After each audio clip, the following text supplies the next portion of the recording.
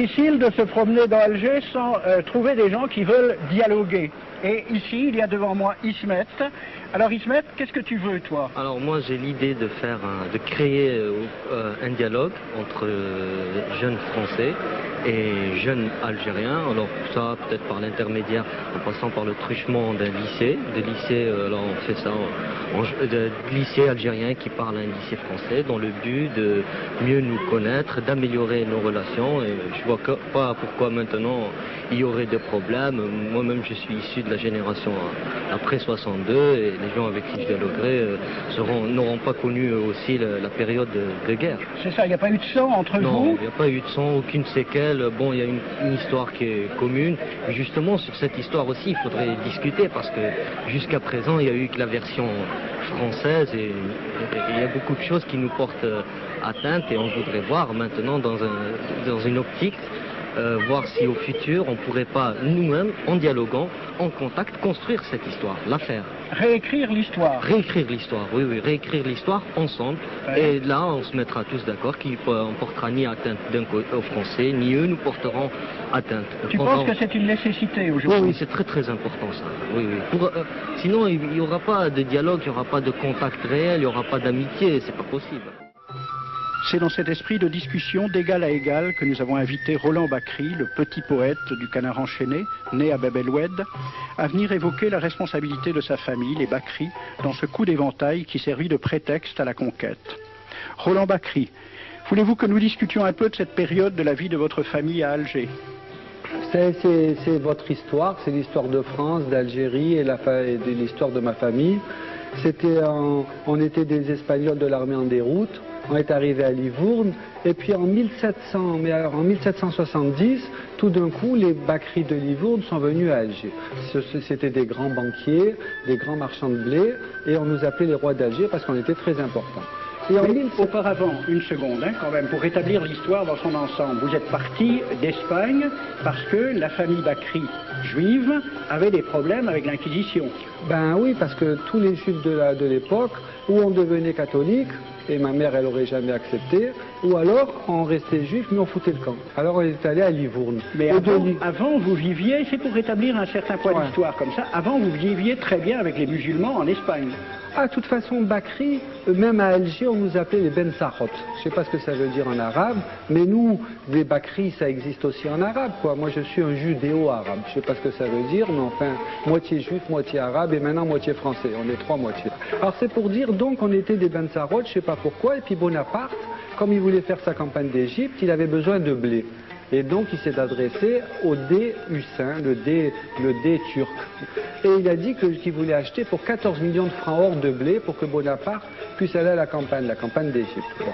Auparavant donc, rétablissons aussi un point d'histoire, l'Algérie n'était pas une région tellement déserte et sauvage, puisqu'elle pouvait se permettre de vendre des quantités assez considérables de blé à la France. C'est terrible.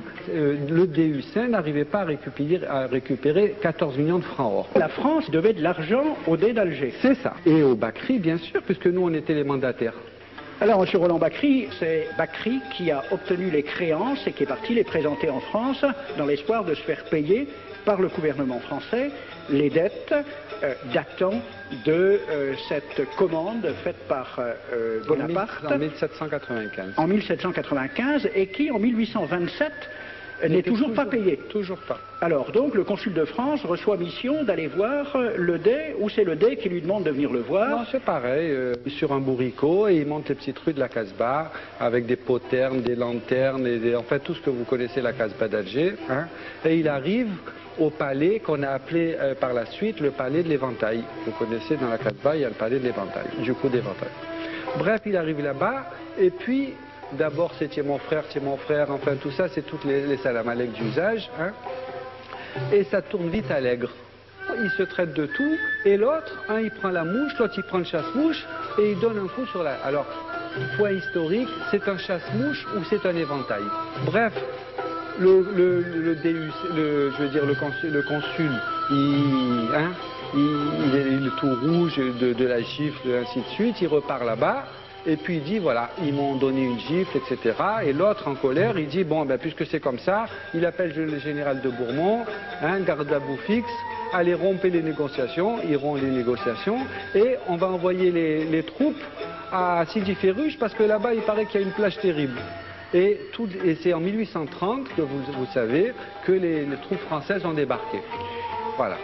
Monsieur Bakri, vous dites pour défendre l'honneur de vos aïeux que la dette française n'avait pas été réglée au dé. Ça, c'est un fait, c'est sûr. Mais est-ce qu'elle n'avait pas été réglée au Bakri? Parce que... C'est très compliqué. C'est pas si compliqué que la histoire d'argent, c'est compliqué si on se réfère aux historiens qui ne sont pas comme vous, des historiens de rien, oui, je sais, il y a monsieur Charles-André Julien, qui est un grand spécialiste des questions, qui vous a écrit, il y a quelques années, « Mon cher Bakri, tu as touché en 1800 un premier acompte de 3 175 000 francs, puis un second de 1 200 000 francs grâce à l'intervention de ton ami Talleyrand. Tu lui avais d'ailleurs considérablement graissé la patte. Et tu lui avais tellement graissé la patte qu'il en était devenu boiteux. C'est passé dans l'histoire. En 1819, ce même boiteux t'a fait obtenir 7 millions par un vote des chambres. Tu as fait une admirable affaire et du même coup roulé le dé d'Alger, qui était le seul créancier valable et qui n'a pas touché un sou. D'où le coup d'éventail. Tu as quand même une lourde responsabilité familiale. Faut reprendre l'histoire telle qu'elle est. Cher Bakri, c'est justement ce que souhaitent les Algériens qui n'ont récupéré en 1962 dans les bâtiments officiels d'Alger que bien peu de documents d'archives. Ces quelques documents et les recherches d'historiens permettent déjà d'établir que même si Joseph Bakri, en gardant à son compte les sommes qui lui furent versées pour régler une partie des dettes françaises au dé, a une grande responsabilité dans le coup d'éventail, ce coup d'éventail ne fut guère qu'un prétexte. Le roi de France, Charles X, avait besoin de reprendre en main son armée. Il a pensé qu'une expédition sur Alger lui permettrait de donner à ses militaires gloire et butin. Quant aux tenants du capitalisme naissant, leur théoricien Sismondi écrivait dès mai 1830 « Ce royaume d'Alger ne sera pas seulement une conquête, ce sera une colonie, ce sera un pays neuf sur lequel le surplus de la population et de l'activité française pourra se répandre. » Voilà les véritables raisons de la conquête dont il faut aussi éclairer les méthodes.